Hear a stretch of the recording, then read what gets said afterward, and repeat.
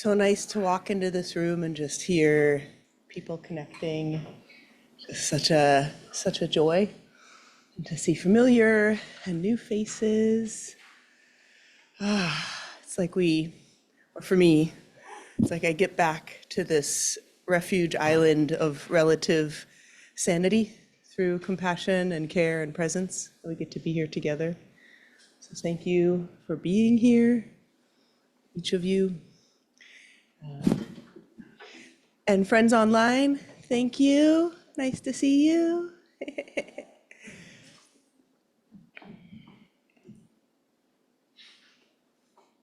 So, especially for folks who are new, I think I see at least a couple new faces. Especially welcome. This is the San Francisco Dharma Collective. It's an entirely volunteer-run center.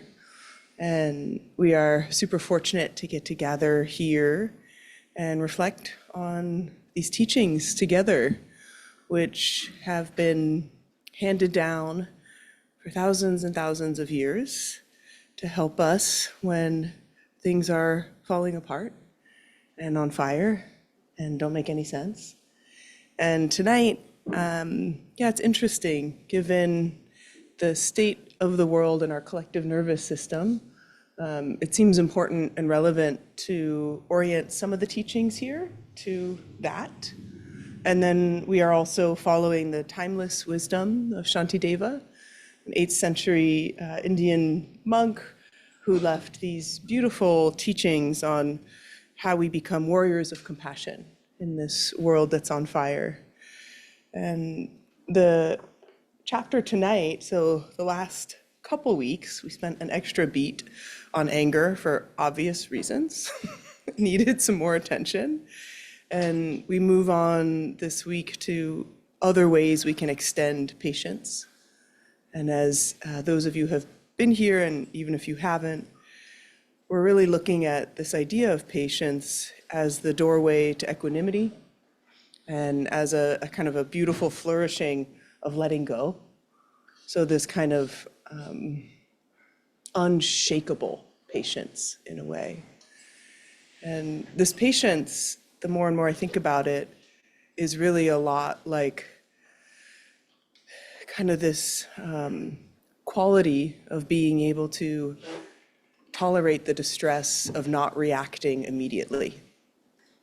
So a lot of what gets us in trouble with our difficult emotions is when we react immediately. There's no problem with any of our emotions. They are meaningful, important signals to us.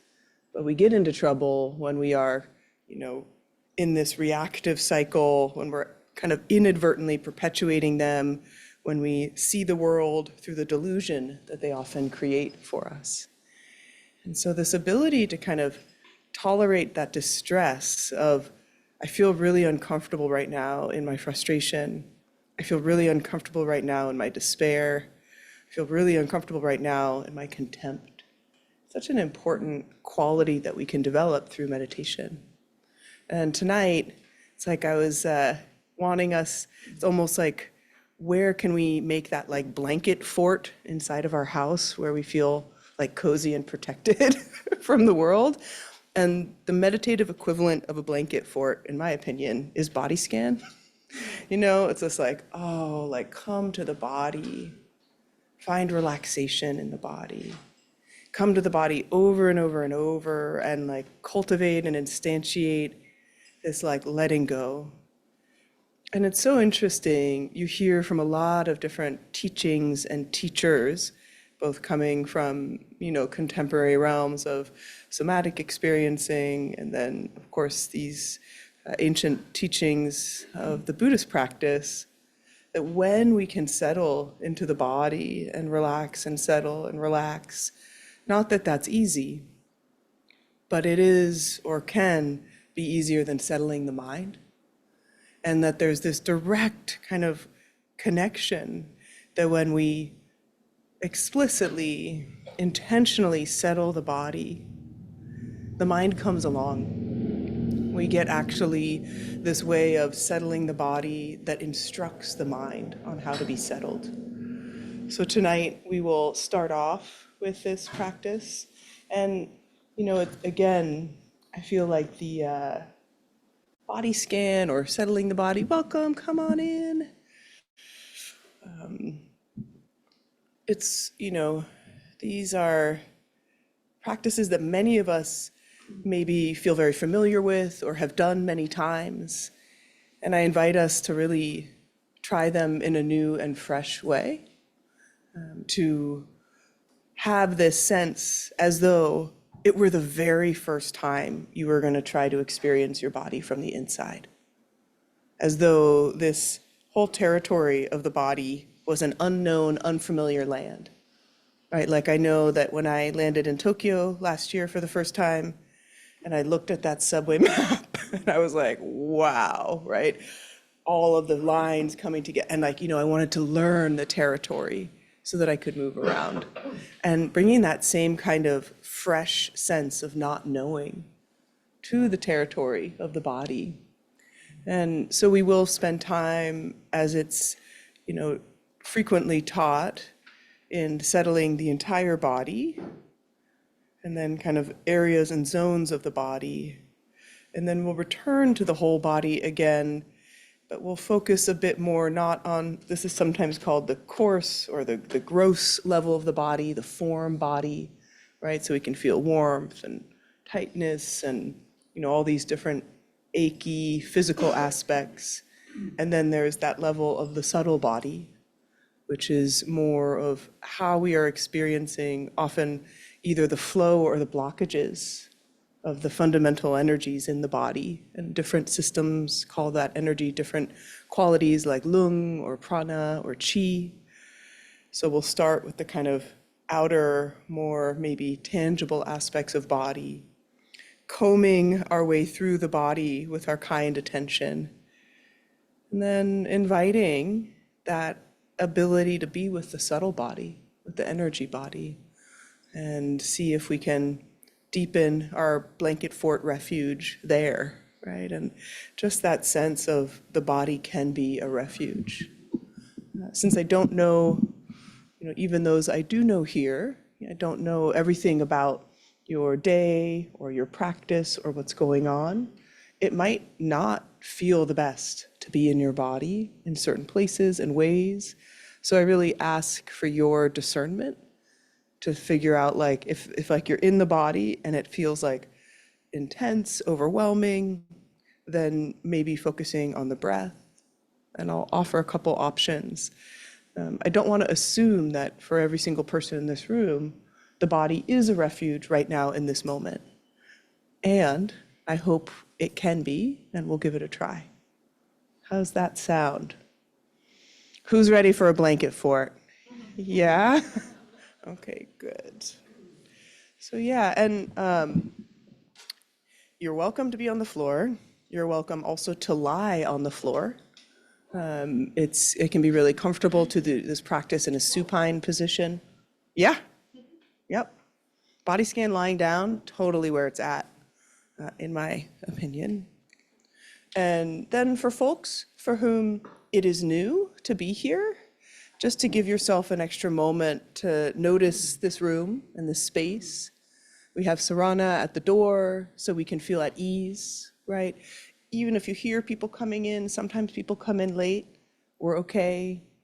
If you hear loud bumping music on the street, it's a great way to reorient your practice and attention inward. So just getting a sense of the space in this room, if it's new to you.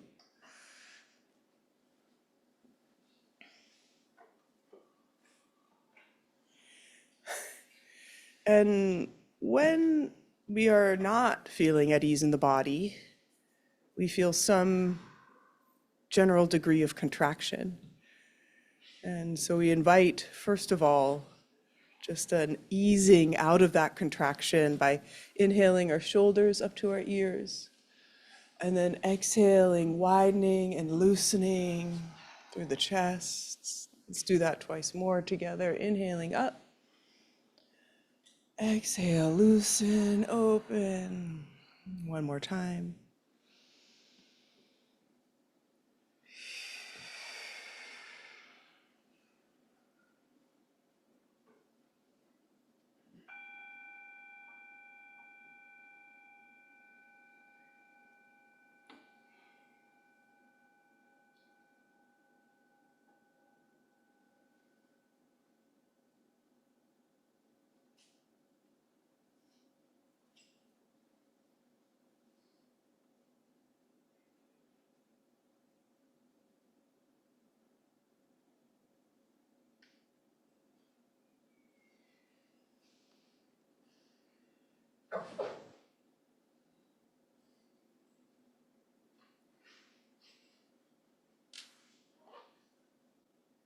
Beginning by allowing ourselves to feel more connected with this room or wherever we are at home, in our room and the space around us.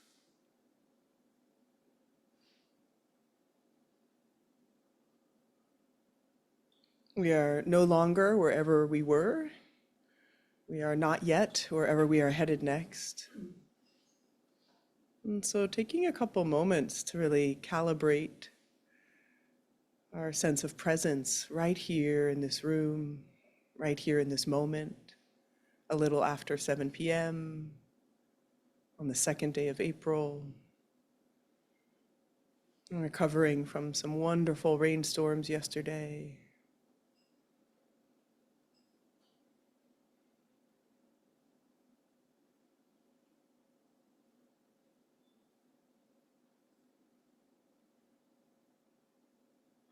Feeling the ecology of this room, our own body here, and of course the other bodies here. This center on this street, on this block, in this city.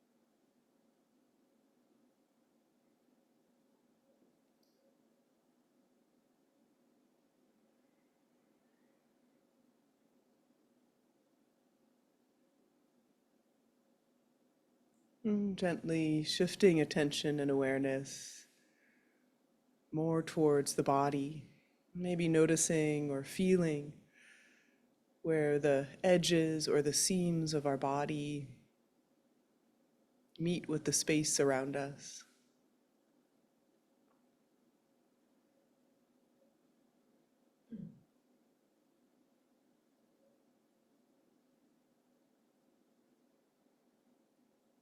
Feeling, sensing, or imagining the substantiality of this body,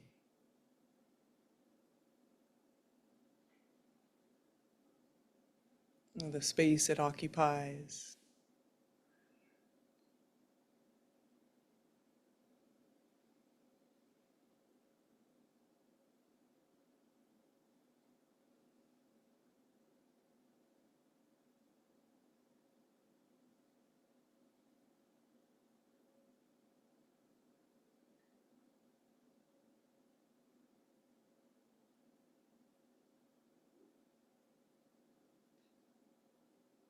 Feel, sense, and imagine all the sensations in this body, as though it were the very first time we were bringing attention and awareness to the body with freshness, with great curiosity. Feel and sense this entire body, all of its territories.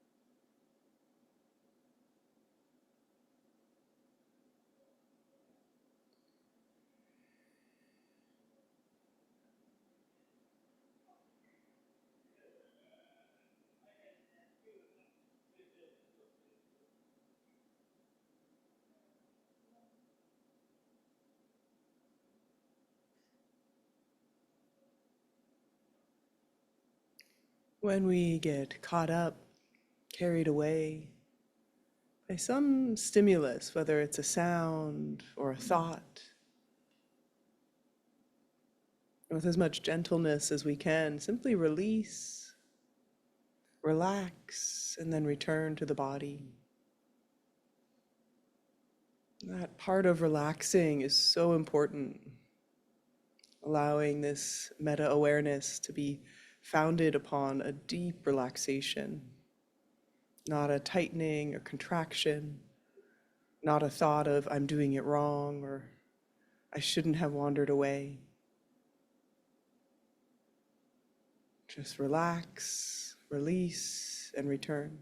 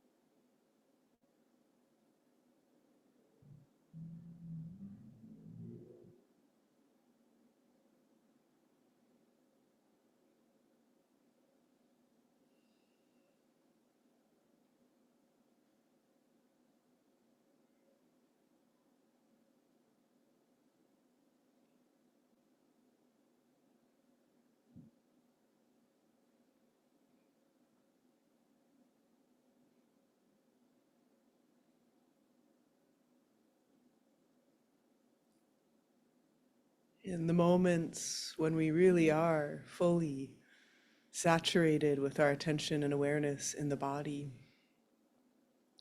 it's a particular kind of time. This embodied presence right here. Impossible to be in the future or in the past.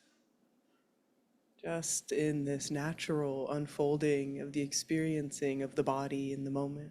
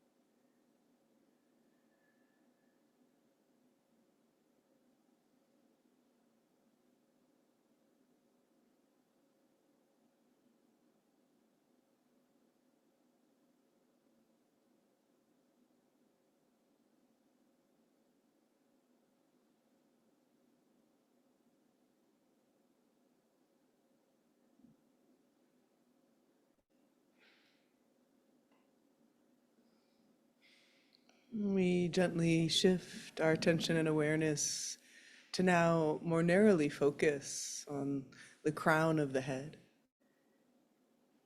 Feeling and imagining with our mind's eye this area at the very top of the head.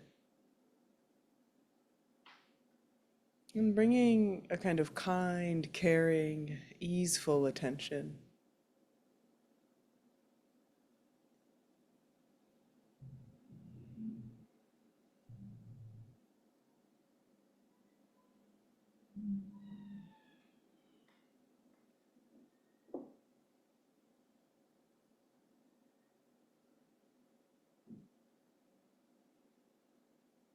And then shifting our attention and awareness around the forehead, between the eyebrows and around the eyes.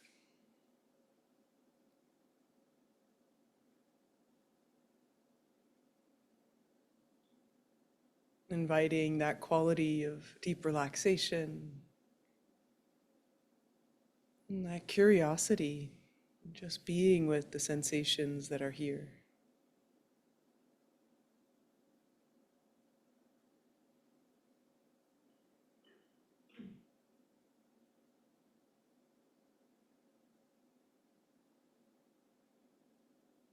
And extending around the cheekbones, the nostrils, the jaw, and inviting this attention and awareness, this ease and relaxation throughout the entire face.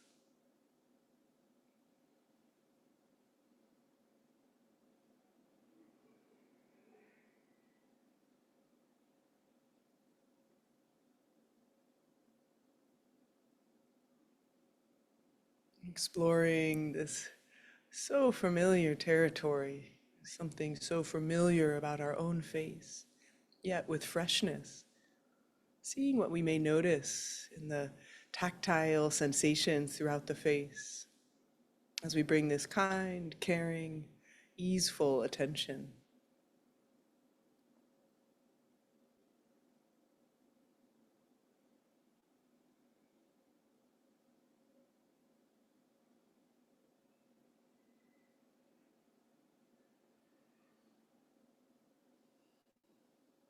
Wrapping that same quality of kind, easeful, relaxed attention around the back of the head,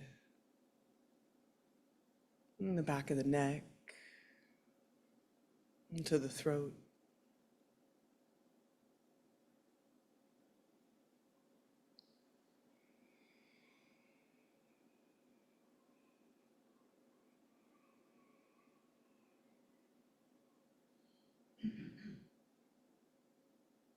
So powerful, this mind, that when we turn our mind towards a certain area, region, or zone, it may almost feel as though this area in the body is more alive,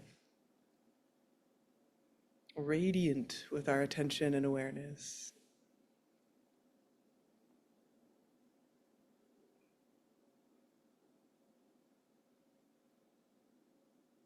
If you find an area or zone in which there's tightness or ache, no problem. Not trying to force or change, just bringing that kind, easeful attention.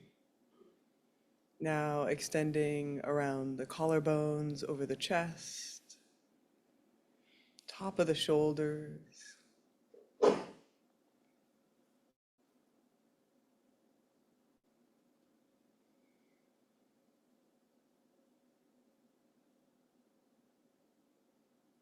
And extending through the whole rib cage and the belly. Bringing this kind attention and awareness from the collarbones to the sits bones and the front of the body.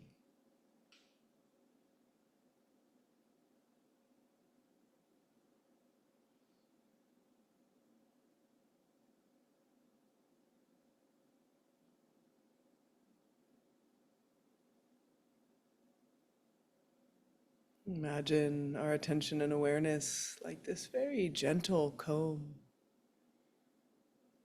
just combing its way through these different regions and zones with ease and relaxation.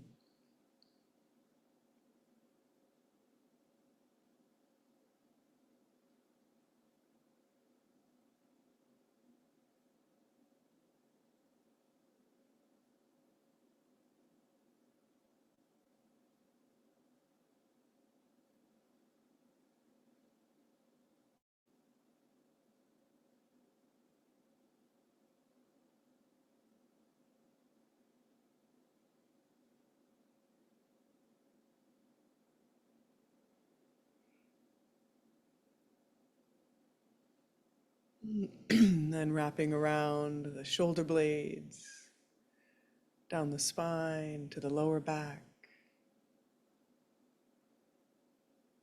And inviting the right arm from the shoulder to the tips of the fingers. wrapping around the right biceps, triceps.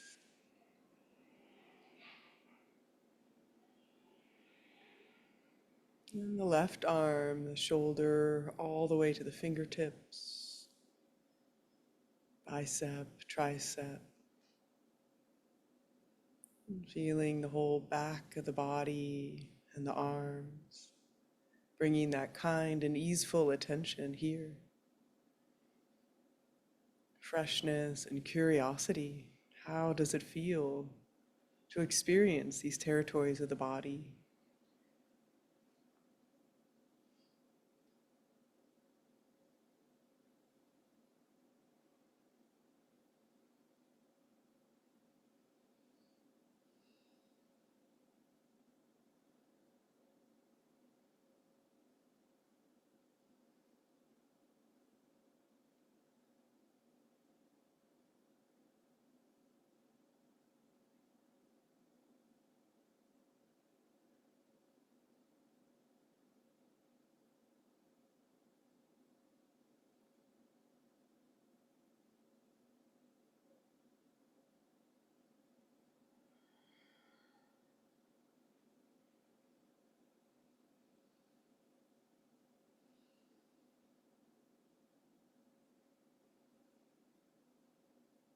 Continuing now around the top of the hip on the right side, and the right buttock and thigh, the shin and the calf, top of the foot, sole of the foot, the strength and substantiality of the whole right leg. Inviting it to be saturated with this kind, curious attention.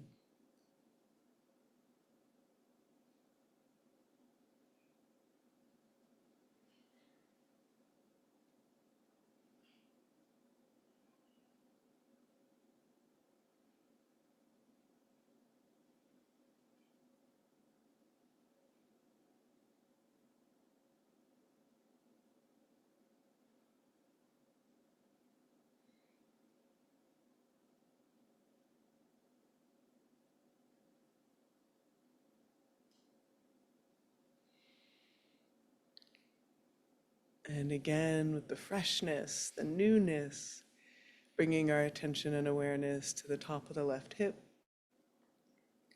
left buttock, thigh, all wrapping around the shin, the calf, top and bottom of the foot.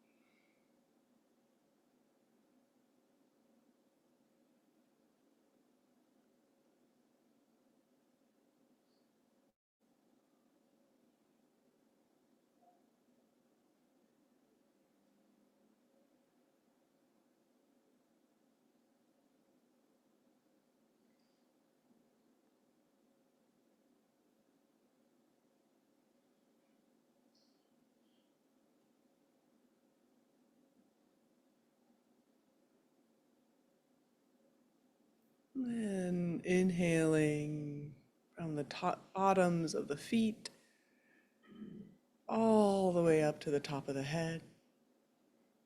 And then exhaling from the crown of the head back to the bottoms of the feet.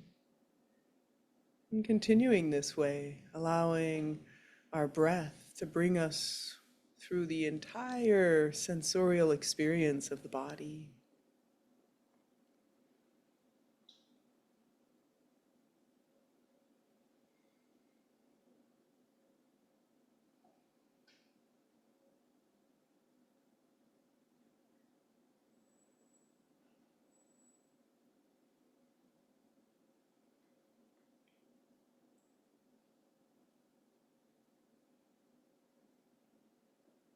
You can, if it feels natural, just invite the breath to be a little longer on both exhale and inhale, so you can really feel and sense the entire body as you're breathing in, and feel and sense the entire body as you're breathing out.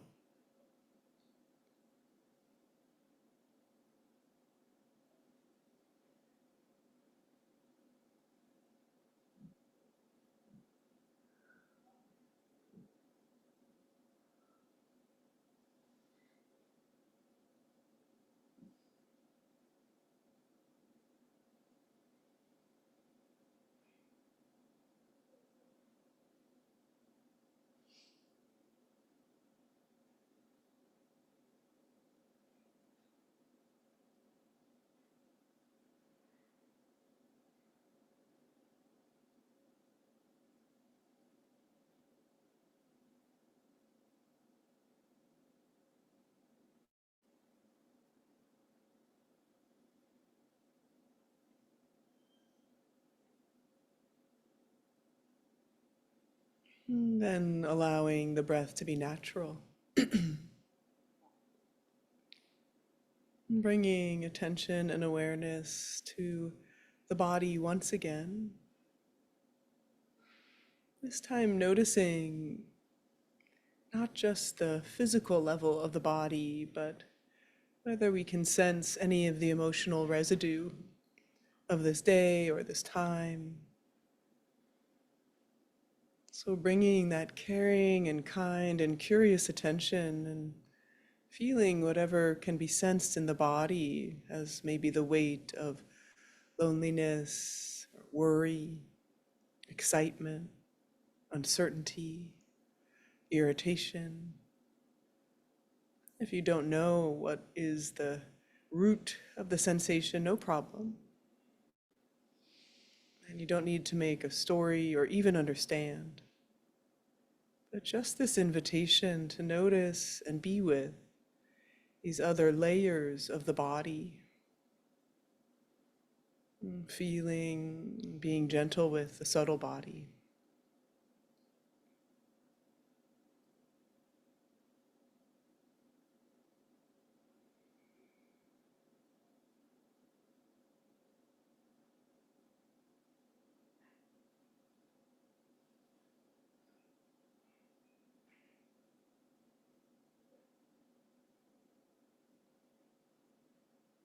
If we touch something that feels tender, no problem. If we can't feel anything in particular, no problem. We're simply inviting this opportunity for the natural wisdom of the subtle body, giving some space for these felt experiences of emotion in the body to naturally arise or be seen.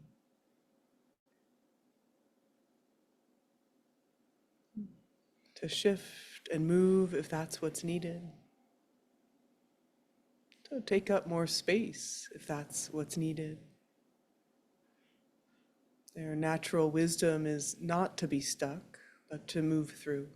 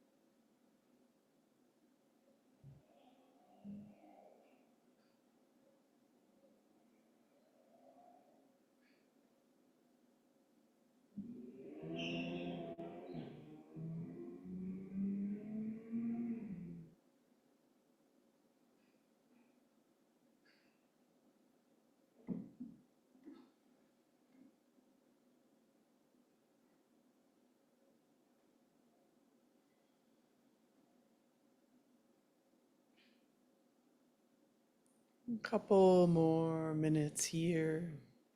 It can be harder to not have the mind get carried away. No problem when it does. Again, just relaxing, releasing, and returning to the freshness of experience. Noticing these more subtle layers of emotion residue or energy in the body.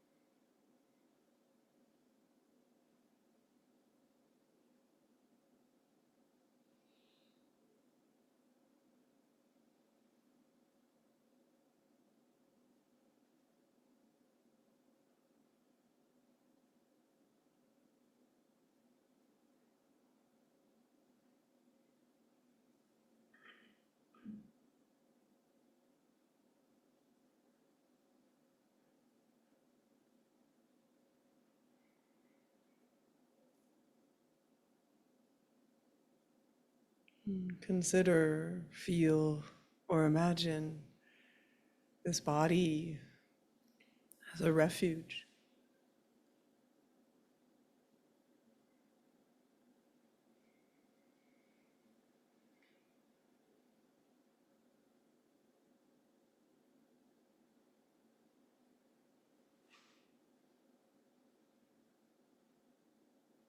And when the bell rings, not vacating from the body,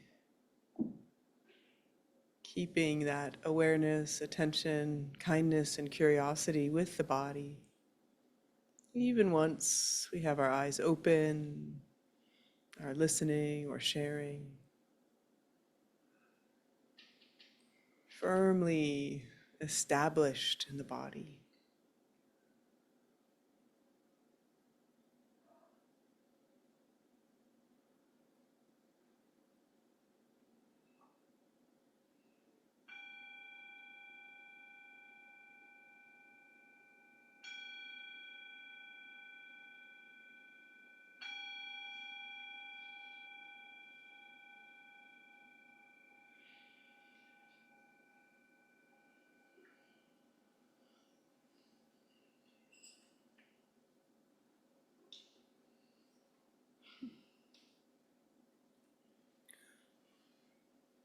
Thank you for your practice.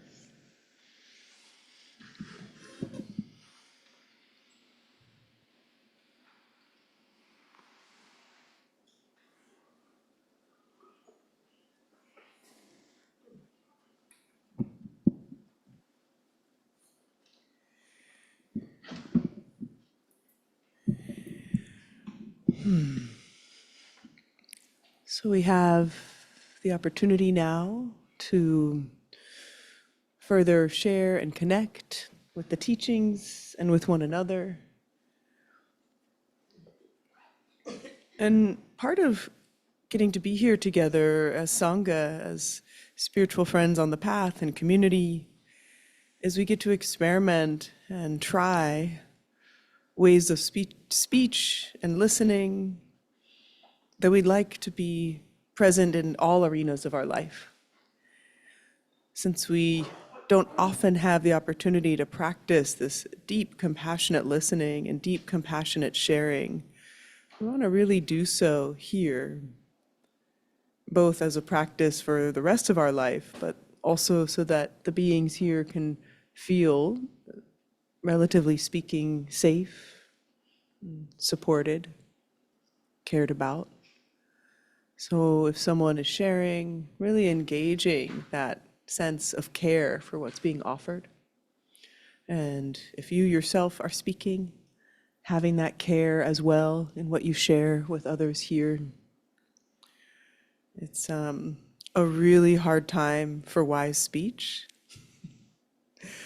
And for those who know that term, it's one of these, core aspects of the activities not just the mindset, not just the meditation, but the activities or behaviors of being on the Buddhist path. That the way we speak is in alignment with compassion, which means we don't talk shit. It's real hard, right? We don't have judgment. We're not comparing. We're not judging. We're not fixing others. Oof. So we can kind of practice here together, doing that in community. And partially, it's, through many of these different chapters of political pain and difficulty we've been experiencing the last 10 years, I think it's helpful to keep in mind that not everyone may actually share the same view in here. Maybe that's obvious to some, but not others. So when we're speaking, really being, just talking about our experience, our path, our compassion, our Dharma, our worries, and just being curious about the ways that will impact others. So, with that extended preamble, anyone have a reflection or question on blanket fort practice, otherwise known as body scan practice? How was that for folks? And for people in the room, there's a mic, so friends online can hear you. For friends online, just feel free to raise your hand. Yes, Belinda. Thanks, Gage.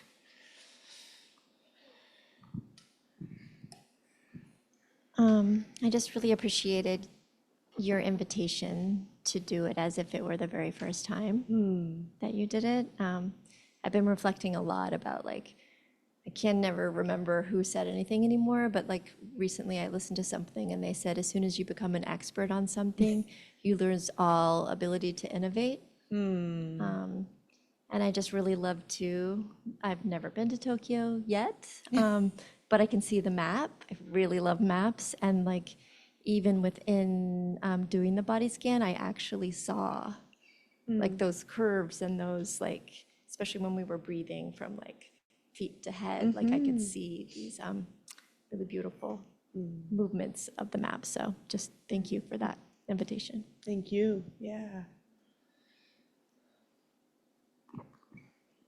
Any other reflections or questions on that practice? Yes, Chris.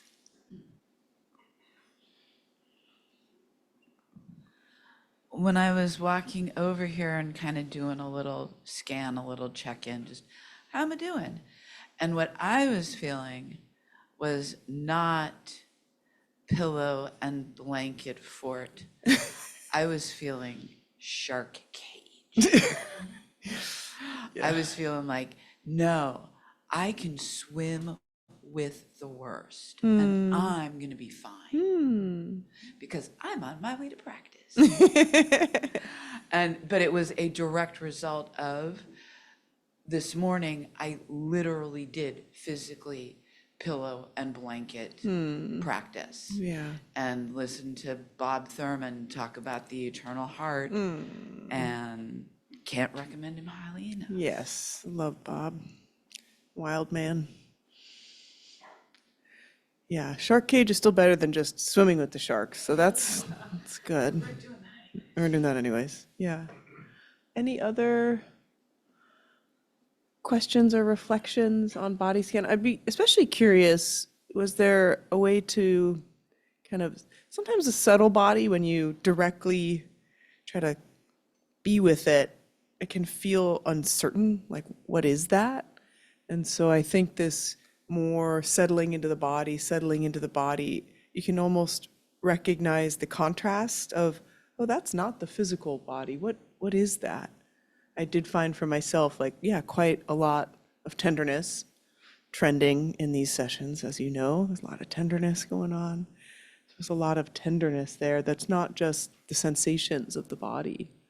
It feels nice to make a little space or allowance for that. Did anybody else feel, yeah, I see some nods. Yeah. Any reflections on that with the subtle body? Yes, AJ.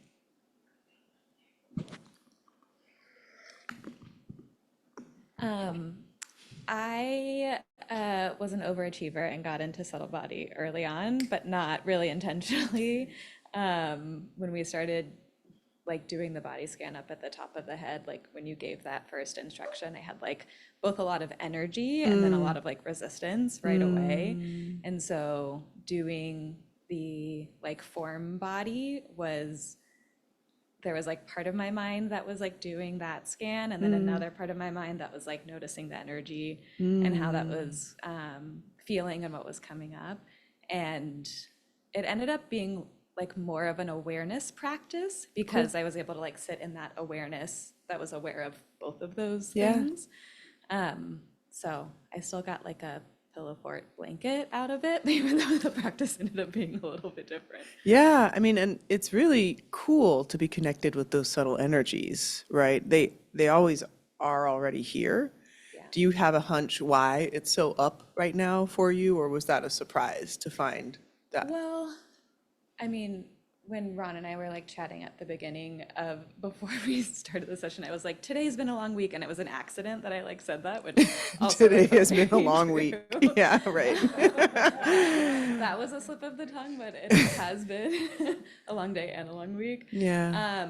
But I also, it's been a while since I've done a body scan. Yeah. And I noticed some resistance just around that, about like, is she gonna go really slow? Is it gonna go really fast? Like, what's the pace gonna be? Am I gonna get bored? So there was like some of that that was coming up. Love when we kind of control our practice. It's good. Yeah. So I think it was a combination of the two. Sweet. Thank you so much. Yeah. I remember once Mace led this beautiful body scan. Do you remember that? When it was appreciation for all the internal organs of the body and the functions that they had. And it like, yeah, I like that other aspect. I think it kind of, for me now, happens implicitly after you instructed it. If I'm in these places of the body and I feel like great appreciation for my lungs and for the stomach and all the viscera. So it's a nice feeling.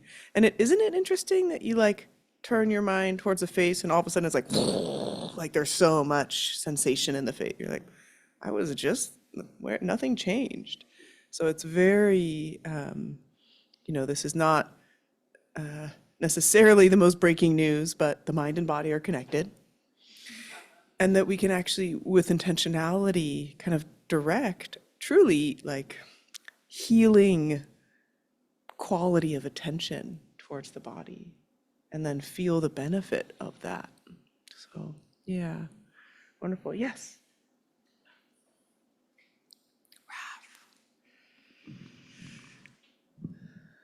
Thank you. Thank you for this practice. I had one observation. Like Chris, I also did a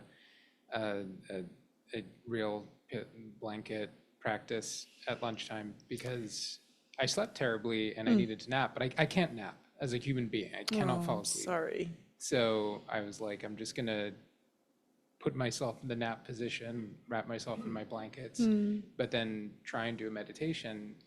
And it hit me when we were going through this one that I really struggle with body scans because when I go inside out, there's parts of my body that I just get stuck on. I'm just like, oh, this neck thing. I'm just going to work on that for a little bit, But when I was practicing napping, what I noticed was that I was going outside in. So the feeling of like the blanket on my leg. And I found myself Great. doing that as a way back in this practice as well. I was like, oh, the feeling of like the pant on my, shin or whatever helped me to counterbalance those moments where I could get stuck on something inside of me that would prevent me from continuing the practice. Yeah. Wonderful. Yeah. And I never endorse any self-limiting beliefs. So I believe in your ability to nap. I believe. Just because it hasn't happened, you just never know. But yeah, thank you. Wake me up.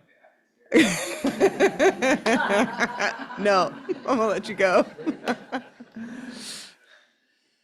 Okay. Well, we just came back from Mexico last night, and while I was meditating, I was thinking all the time about the last day in Mexico. And it happens that we moved from one place that we've lived there for 30 years. We moved to another place. So it means a lot for us. And also to know other people that otherwise only if you move to a place and you have all these people working there, you know them, otherwise you don't know them. It's like, it's very specific. And this morning we were talking with them. And I felt like it's unbelievable. They are there, they are in the apartment, and we are here. And still, I don't know, as the time went by, I felt that they are such a wonderful people. They really are. I mean, there are so many people in Mexico that they are not rich. They are, you can say, poor. And still, they feel. They are there. They are completely there, which is so, I mean, the mind is not flying like, how should I be, or what should I be doing, or no, they are there. So that's my experience. Yeah. So that wasn't exactly a body scan, but it was an appreciation practice. I love it. Yeah, and it's interesting that that's what came up, right? That you're in the body, and there is a lot of memory stored in the body. Travel, especially when you're moving, there's so much, like many things you're processing, so many things are changing, and then to kind of settle into the body. And it's not surprising to me, but beautiful that what emerges is like this just deep appreciation. Yeah, yeah. Thank you. Happy you're home. Thank you. Other home. Okay.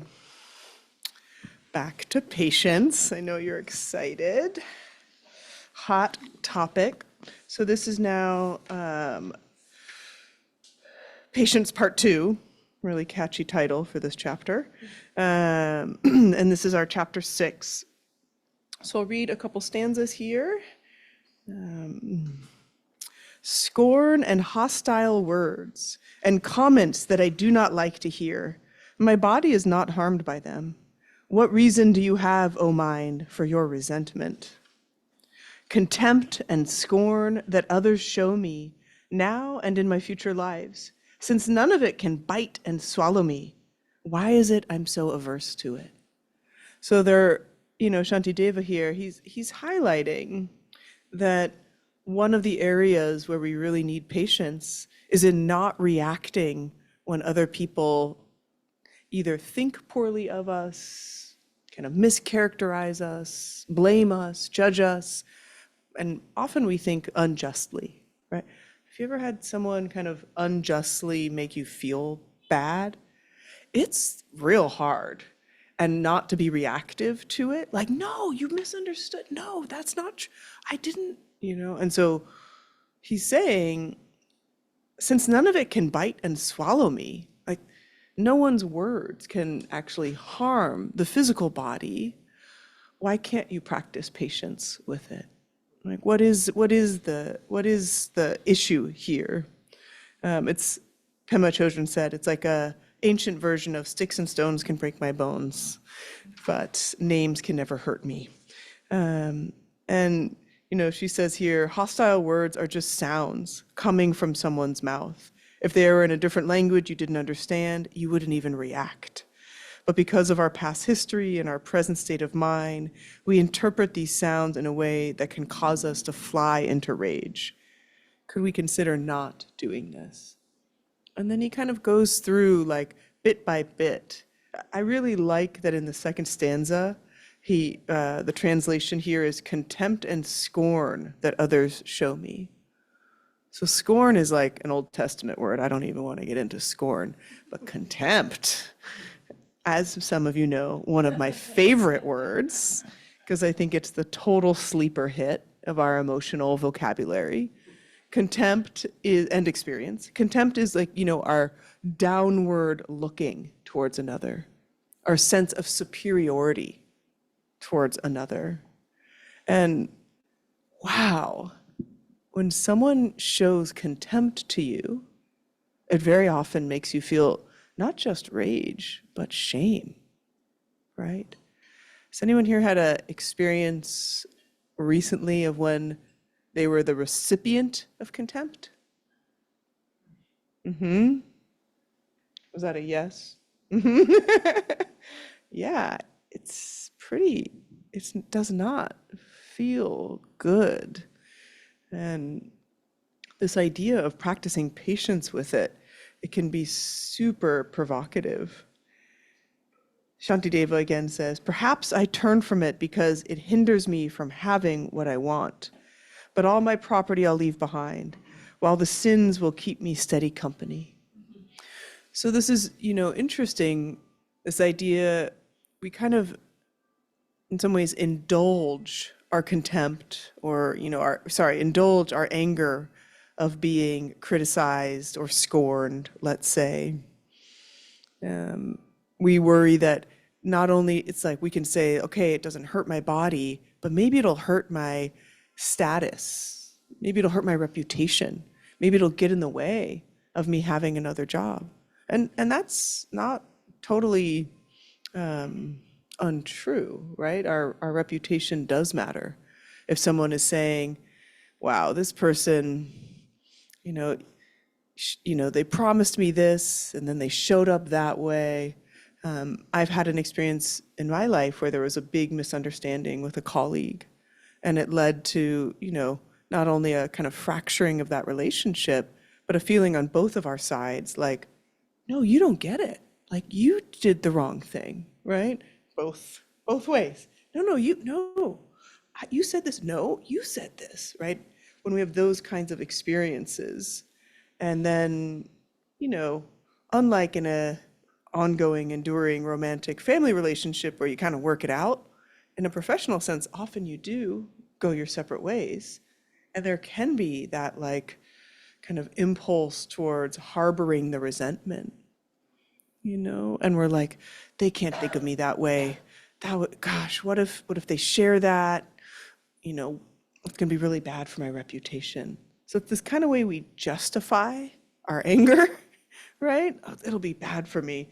And Shanti Deva says, you think it'll get in the way of your success or your growth, but all your growth and success, that's not coming with you, right? But generating the good merit, we'll get into merit in a moment, but generating the beneficial quality of patience and not like flying out in a sense of rage against someone who's you've had a conflict or difficulty with, super important.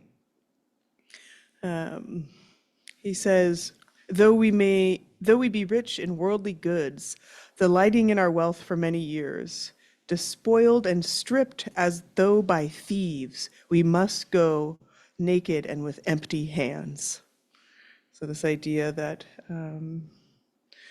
even if we have all these worldly goods, when we face the day of our reckoning, we'll have none of it except for the ways that we responded and acted towards others.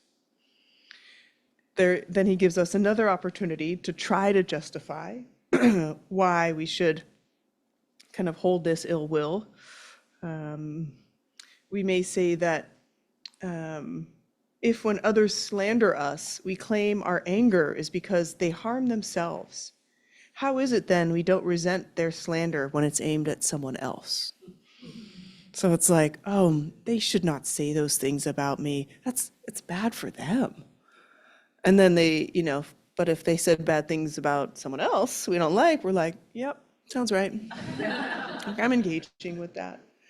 And, it's just this really interesting thing of to actually have true right speech, as I mentioned in the very beginning, to really recognize when we're kind of falling into that very strong habitual pattern of blaming and contempt. Contempt is not the same as anger. There's this wonderful couple, I'm sure many of you know, John and Julie Gottman, who've been studying emotions and relationships for decades. They were collaborators with my dad, who's an emotion scientist, for years. And they've looked at these signifiers that can predict with over 85% reliability whether or not a couple will get divorced by watching them in an interaction where there's some conflict. And what they noticed is when the couples are angry at each other, that doesn't necessarily predict divorce. Because when we're angry, someone's kind of at the same, where I expect more of you. But when there's the display of disgust and contempt, the looking down upon, far more likely that there will be a divorce, right? So these kind of emotions of contempt, which we look down, or disgust, in which we distance, they're very harmful. And disgust, luckily, feels bad. Like when we're disgusted by something, literally there's gastric constriction in the belly, like we don't want it. But we like how contempt feels. It's like powerful. We're like one-upped. So it's really tricky to get on to ourselves with contempt. Yeah, and it has just such an intense relationship to that harming of others. Okay, so then, if we bear with such antipathy, remarking that it's due to other factors, why are we impatient when they slander us? Emotion, after all, has been the cause of it. Even those of us who vilify and undermine the sacred doctrine, images and stupas, are not the proper objects of our anger. The Buddhas are themselves untouched. So we can then want to feel justified by people who, vilify and undermine. Let's say there was a Buddha statue or a temple, and this one kind of hit home for me because I sometimes feel as though modern mindfulness vilifies and undermines meditation, right? Because it can inadvertently have a version of it that I feel is not its full weight or full substance, and I have contempt. I've actually had to work on it. Like because it's something I have this strong opinion about and I easily look down upon, I can find myself in really not right speech. I'm like, I'll ask someone, oh, do you meditate? What practice do you do? And they'll be like, oh, I've done MBSR. And I'm like, oh. I'm like, no, like what? What's my problem? It's an amazing practice. I love John, mindfulness-based stress reduction. And I love John Kabat-Zinn. I think it's an amazing program, but we can hold this contempt around our version of what we think is better and then make this story like, actually that's undermining the true Dharma by having a secular practice. And I was like, who cares, right? You know who doesn't care? The Dharma does not care. So that one I was like, ooh, ouch, Shanti Deva, that's too close to home. Yeah, and I think it's, there's this whole idea that is tricky for people, about merit, and that idea of like our wrong speech can, kind of impair our merit or get in the way of our merit. But when we understand merit as just the activity that is, generated when our mind is moving towards its enlightened state, it's really something that we want. And when we think especially of not just a single lifetime project, and that doesn't even mean you have to really believe in more than one lifetime. But when we have an attitude that it's just this lifetime, things kind of get disposable in a way. And there's something about the Buddhist view of like the real big view that we've had so many lifetimes that literally every being has been our mother and will be our mother again. It's like a very different quality of how we want to talk to each other and be with. There's no throwaway people. Like our single lifetime approach, someone hurts you, you don't like someone, and you're like, I'm never going to talk to them again. I canceled them, they're done, right? We're over. And I get it. But if you take that much bigger view, like that's completely unconscionable, because that person is absolutely going to be in your life. And there's this story, I don't know if you remember it from when we read Old Path, White Clouds. Moggallana was one of the close students of the Buddha. One day he comes back from his alms rounds, right, where he goes out to get food. And he goes out to get food and comes back and looks just like very pale and unwell. And, you know, some of the other members of the Sangha are like, Moggallana, what's wrong? He's like, oh, I couldn't eat. And I'm like, well, why? What happened?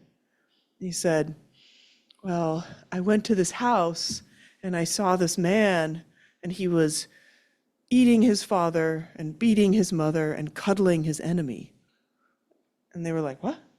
And in the point of view of a lot of the Buddhist teachings, one of the not even that hard siddhas or special powers is that you can see past lifetimes, right? So in this case, he went to the home and he saw this man whose father had died 10 years earlier. His father was a fisherman, so his father came back as a fish. And he had caught that fish and, you know, fried it up and was eating it. And Moggallana could see this. And then his mother, who had died a couple of years before that, had been, you know, reborn as a dog. And he was kind of hitting and hurting the dog, right? And then his greatest enemy, who he'd killed in battle, was reborn as his son, and he was cuddling him in the lap. So it's like just that evocative, even if you don't believe that he could see that or that that's true, this idea that all of our interactions with every single being should be in kind of that, you know, right behavior, right speech, right relationship. I find that to be really, you know, helpful to think about. And like as a frame, you know, that's a real, it's like the opposite of social media and like our contempt vision of the world, right? Our one-upping. And so it's, you know, it's just this, again, sometimes how this like shift in perspective can really change how we see. And I'd love to hear from folks here. Sometimes we do occasionally this practice, the wholesome confession practice. I'm not saying that the Catholic is unwholesome. I just really don't know anything about it. In the Buddhist context, confession is really a way to share with spiritual friends areas on the path that you're working on. So I'm curious from folks here, where are areas of contempt for you that are going to be hard to let go of, if you even want to let go of them? Where do you need help and support? Where are areas where it feels very easy to have that downward looking? And what do you know? Yes, Ulysses, thank you. Not all at once. Yeah. It's really interesting because I just came back from visiting with my family, and family is always a challenge. And it's so that area is like when they tell you something and they don't follow through, right? And it usually leads, because we're a family of shit talkers. I mean, this is literally how we express love. It's like, it's someone's surprised if you don't say anything, you know? But it was going into it, I told myself, I'm going to practice compassion, you know? And it's really funny because this trip was planned out a month ago, specifically going to help my dad and my siblings paint our parents' house, right? And so at first it was just me and my dad, my brother. My brother was the one that invited me. And my sister jumps in and she's like, why don't we celebrate your birthday too? And I'm like, dude, I'm only going a weekend, going to work. No. We're going to prep and have it ready. So when you just show up, you just paint, right? And of course, I show up, nothing's prepped, nothing's ready. And she wants to have this big event at the house and with people over there. And I'm like, dude, this is not going to happen. And so I just like, literally I saw him like, man, this is going to be a a lot of work. Painting is easy. If anyone's painting is easy. It's the prep work, the taping, the spackling. And I'm thinking, I'm like, we're not going to finish. And I told her, I go, listen, thank you for, trying to plan something, but do you get, I bit my tongue. So I said, you're going to prep, you didn't prep at school, but let's just do what we have to do. And so it was really hard because it's like, I usually say something and I was like, I'm not going to say anything. But the whole time we're working, my other siblings are talking shit to each other. And I'm just like, oh God, like, this is the worst, And then to top it off, I told my brother, go get the paint. He's like, no, dude, when you come, just go with my dad. Okay. And I said, okay, I'm not going to say anything. I'll just do it myself. And my sister was like, no, I'll go get the paint. So to top it off, they didn't get enough paint. I said, when you pick a color for the accent wall, make sure you pick something super light, just something light so you can, and of course you picked like forest green, like this, the darkest green you can get. And the whole time I was just like, I'm not gonna say anything. And I'm just gonna like be in the moment. And it was nice because for the first time in a very long time, I was just present with my dad. Because my dad's kind of like that. He's not at an age where he doesn't want to stress. And so we were just quietly working while all this craziness was going on. But reflecting back, it was interesting because on the meditation, I felt that in my subtle body. And it was that energy of like, not getting to talk shit. Yep. Like it was still there, which is really interesting. Yeah. But reflecting back, it was a big step for me to not be like, what the fuck, you guys said everything was gonna be prep, because literally one day we worked from 10 o'clock in the morning to 8 p.m. with no lunch. We just like trying to get as much done. And I was fine with it. I was just like, I'm just gonna have compassion towards my siblings and we'll see what happens. And it was a great learning experience for myself. And like I said, it was big for me because I, easily could just like, you guys messed up. You messed up like you always do. Like you always say you're gonna do something, you never come through. And it's like, and it was nice because I didn't say any of that. And for the first time, my siblings like lived, like actually like fessed up to it. It's like, hey, dude, I messed up, which is huge in my family because like they don't, even when they know they're wrong, in my family it's just like you just don't talk about it and everything's cool. Like we brush it again underneath the rug and like it's fine. But in me not saying nothing, my sister's like, I messed up, because I knew you were coming. So I was like, oh wow, this is fascinating. Wow. I feel like you should get a standing ovation. And yeah, I mean, it's beautiful to like track so closely and something that's so, kind of simple, but it's really not. Whenever it's family, it's not, right? And whenever it's expectation, it's not. And, to really feel the momentum of those karmic habits of just blaming, and it makes sense that it's actually in your subtle body, right? Because when we're starting to extinguish the momentum of those habits, it's like we're suppressing them, but they're not, they don't actually get the space to kind of naturally, unfold, unwind, like they do get kind of like gunked up, right? And that's when I was saying at the beginning, it's so important for us to learn the distress tolerance. So you're learning to like that minor distress versus the blowout that could have happened, right? With like everyone expressing anger and blame, and it's like, right?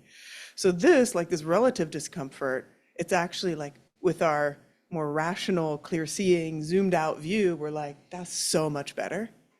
And yet, it takes quite a lot to just hold, especially when we're right. Right? Right? And like whether or not that's true, like we're hearing your version, right? So I think you're right, but yeah, I believe you. It's funny because like in our family, like we love saying that shit. I told you I was right. All of us do, Yeah. We can attest it. Like, Yeah. it's like, But it's just funny because it's like, Yeah. And then I just love that it brought you closer to where your dad's at, and that it allowed that space for the confession to come, right? Or for the clearing of the space, right? And again, like never underestimate the possibility that things could change. Don't expect them to change, but like we have to keep that possibility open. Yeah, so beautiful. And I think, over time, the compassion will feel like, it's effortful, right? At first, when we're applying it in these situations where so much more habitually we wouldn't apply it, Like it's like we have to like muscle through. And then over time, when we have that kind of feedback of, well, I haven't been engaging in the you never or you always as much, and it's really nice, then it just starts to become a little more fluid, right? It's not so effortful.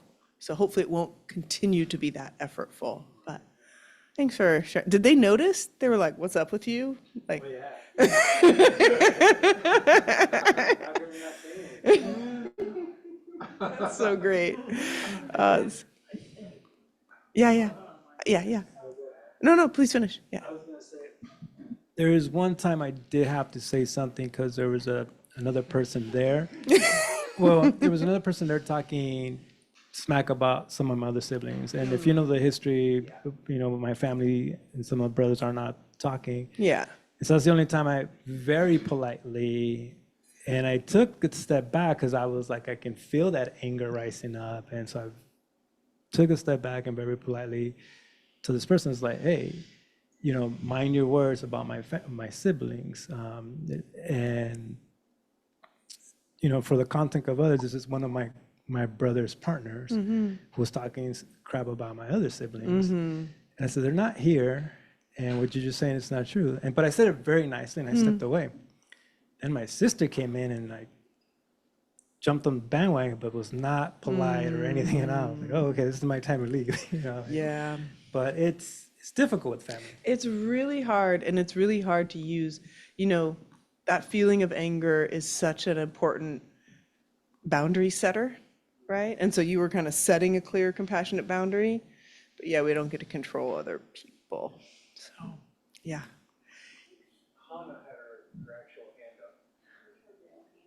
Okay. Hello. Oh, can you hear me? I can. Okay, I have a little bit of a puzzle that I feel like connects patients with contempt that I experience. So I feel like I can be patient, and I'm being patient, and kind of I feel like it can be masked as compassion. It's this combination of patience, understanding, and compassion. But then it's kind of maybe starts to feel a little bit like it could evolve or devolve into maybe some resentment because I had this understanding and this compassion. And I feel like best case scenario, the patients or like moment that I kind of similar to the person who was just speaking, what they described, like to later on what that would merit, that how that experience would really marinate over time. Of kind of holding your tongue and being able to kind of practice that. So I feel like sometimes that can turn into maybe me feeling passive. Uh-huh. Or yeah, so I wrote patience and then I put an arrow to resentment, or maybe best case scenario, a superiority complex, and then Right. and then worst case scenario, I think contempt. This is such a good puzzle. Thank you. You're totally right, right? Like inauthentic patience can just be like contempt, right? You're like, I'm being patient with you because you need that patience. And I'm practicing Buddhism.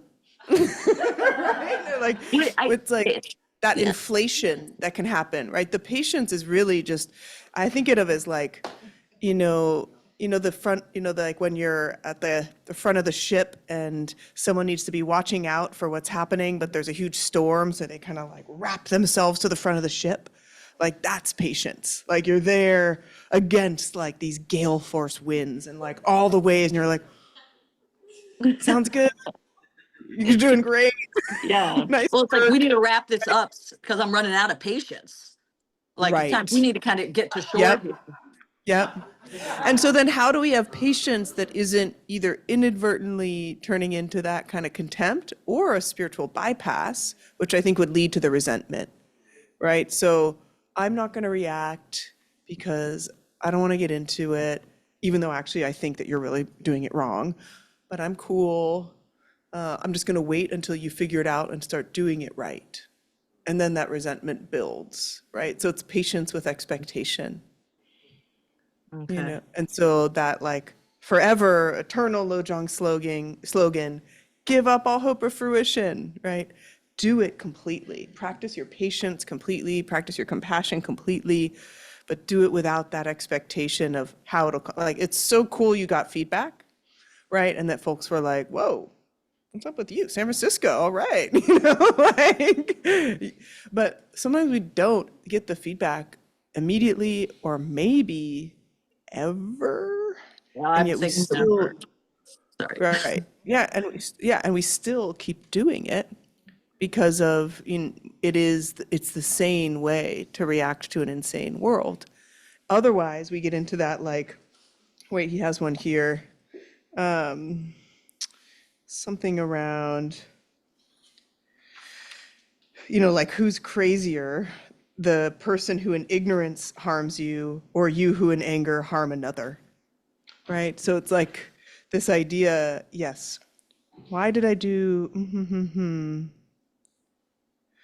Oh, I think I missed it. But this idea, oh yeah, some do evil things because of ignorance. Some respond with anger, being ignorant. Which of them is faultless?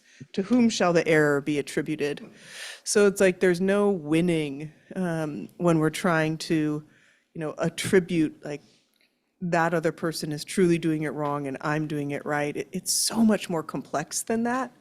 And one of the themes we've been talking about here is there's this beautiful interweaving with patience and equanimity and letting go, right? As I was mentioning. And so with that kind of patience, equanimity, and letting go, the equanimity encompasses that wisdom of complexity, many different truths, many different realities, right? And even when they're your family and you think you know why they are the way they are, you don't, right? And then most people, you'll never know why they are the way they are, but you can kind of rest in the assurance of, wow, there's a lot of contributing factors to what's leading to this person creating something that makes harm for me. And then you don't allow it, you don't necessarily accept it, but you exercise something like compassion or patience, and then if there's harm, from like thousands of miles away. Thank you. Thank you, Hannah. That was a great, thanks for that great puzzle. Yeah. Yeah, Ron. Oh, and I see someone in front of you.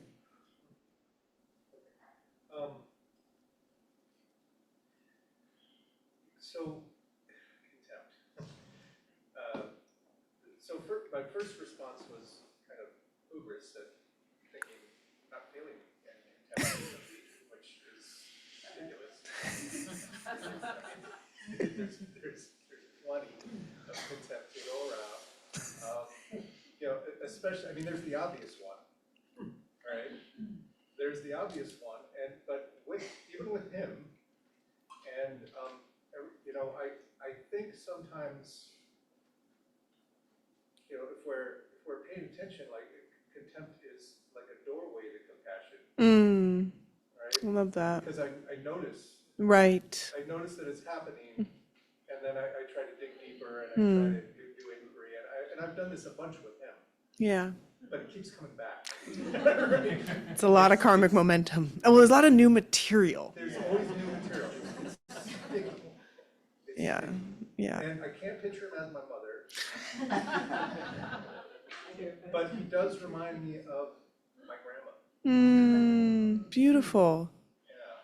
He does remind me of my grandma. Yeah. Yeah. Especially when he's got that, like, who, me? I didn't do anything, look on his face. Mm-hmm. Like That's my very old grandma. that's beautiful. Yeah. Yeah, so I'm just like, that's it, isn't it? It's when Yeah. you said, I mean, all we actually have to do is have complete compassion. And That's it. patience, right? Yeah. That's it. At every moment, all the time. So easy. Yeah. But thank you for highlighting that, like, this is also a doorway in. I think that's really a beautiful way to see it. Yeah. Yeah, thank you. Mm-hmm. Yes, new friend, hello. Hi, my name's Chase. Hi, Chase. Yeah, welcome. I really resonated with that too, as a doorway. Kind of what hit me with what you said. I recently went through a breakup with a longtime partner, maybe like 5 months ago. And I remember at the beginning of it, I was feeling a lot of pain, of course, and I told myself I would use that pain to become a softer, more open person. But through the process, I realized recently how much I kind of deviated from that through a lot of anger at first. Yeah. And then I've sort of been realizing that that's happening and coming out of the anger, not quite understanding how I can get back to feeling compassion and softness. That really resonated when you mentioned contempt, because there was a lot of behavior that ended up hurting me at the end of the relationship. And saying that kind of made me recognize how much contempt I had for that behavior and the person who could do that. Right. And it makes a lot of sense how anger or contempt can be a shield to pain, which we don't want to feel. Yeah. So that resonated pretty strongly. Yeah, thank you. Yeah, and I think heartbreak, is, the best teacher of all the things, and many of the things we don't want to see. So I just appreciate the kind of honest, clear seeing. There's this aspiration of how we want to show up with those who we love and we lose. It's really, that's so hard. And then to recognize, like, actually there's this energy here that, it's actually in the way of healing.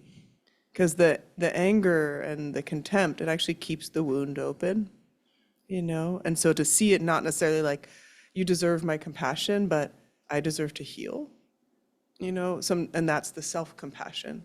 Because sometimes I'm a classic, like, I will like go to compassion before I've grieved my own hurt. And it doesn't really work that way, So it's like, and it won't let you set the right boundaries. So yeah, beautiful. And it's really tricky. I am having the good fortune to work with a editor and writer right now, and we're working on a book about emotions, yay. And I was saying, like, sadness is the basement emotion. Like, it's underneath a lot of other emotions. It can also just be on its own, and other emotions can be on their own. But often when you start digging in your anger and your fear and your contempt, it's like you gotta like go down to the basement where you're like shoving all the things you're trying not to feel. And the basement is actually not as creepy as it seems. And like the funny thing is, for most of us, when we go into our sadness, it's like so nurturing, because it feels very true. And there's something about truth that's like very grounding. So, yeah, thank you. Wonderful. Yeah, why not? Can you guys stay one more minute? I'll keep it really short. Good. Or not good, but thank you. Hey, folks. I'm Tori. I was listening to something today about like the archetype or the myth of like the trickster, and just like I was thinking about that during our talk here today about how like the trickster comes up in this way where it's like it's never always on the same side. It moves around.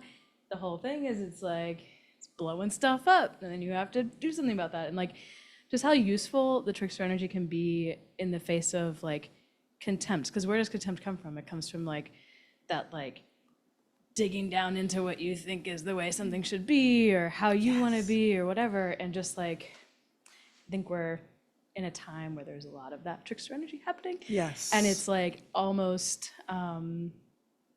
like, wow, like how can that be shaking up some of those tendencies of like well-worn grooves that maybe have that like superiority or that idea. And like, I don't know, what I listened to today kind of challenged me to think about that with a little bit more like patience or a little more levity, like lightness around it. And like, okay, what can I learn, or how can I shake up how I'm feeling about, things in light of that trickster energy? Yeah. So, I don't know. Beautiful. Yeah, I love the Emerald podcast.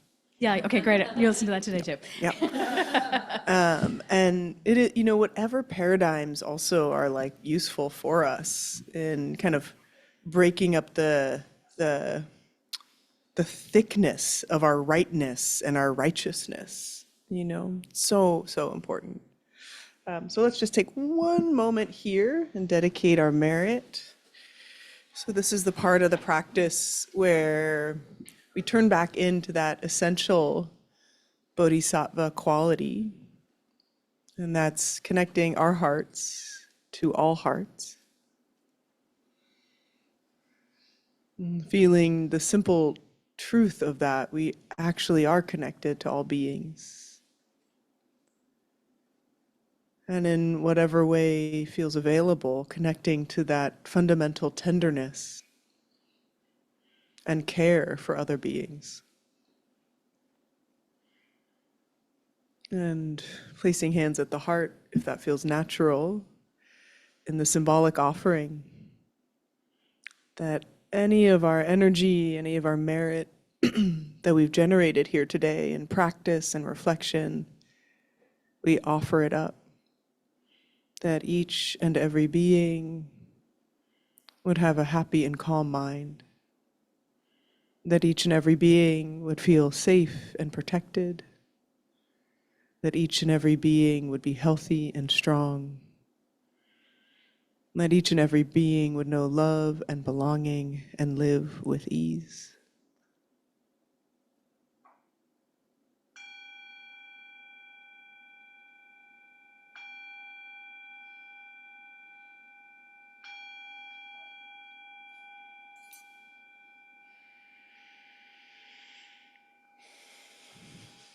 Thank you so much. So wonderful to be with you all.